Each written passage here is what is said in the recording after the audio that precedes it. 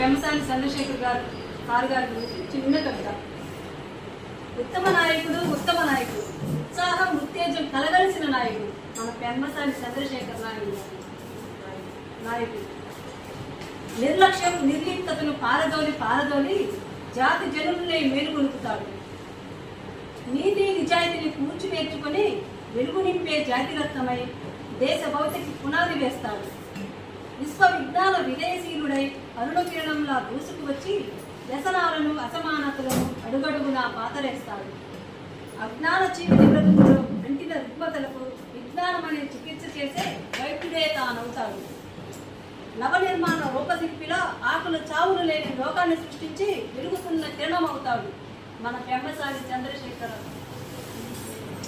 చంద్రశేఖర్ గారి మీద గౌరవనీయులు మంత్రి మా పల్నాటి ఆడపడుచు ఫస్ట్ నేను రాసే చాలా బాగా రాసింది. నాకంటే కూడా మనస్ఫూర్తిగా తెలుగుదేశం పార్టీ తరఫున సాహితీ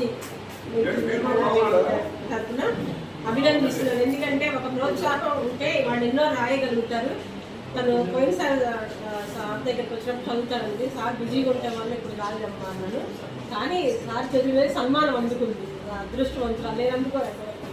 మీ ఇద్దరు అదృష్టవంతులు. మేము పార్టీలో ఉన్నప్పుడు కూడా ఎదుటి వాళ్ళకి చేపించాలన్న సంకల్పం ఉంటుంది. మనస్ఫూర్తిగా అభినందనలు తెలియజేస్తూ భావితరాలకు కూడా నేను ఒక్కటే చెప్పదలుచుకున్నాను.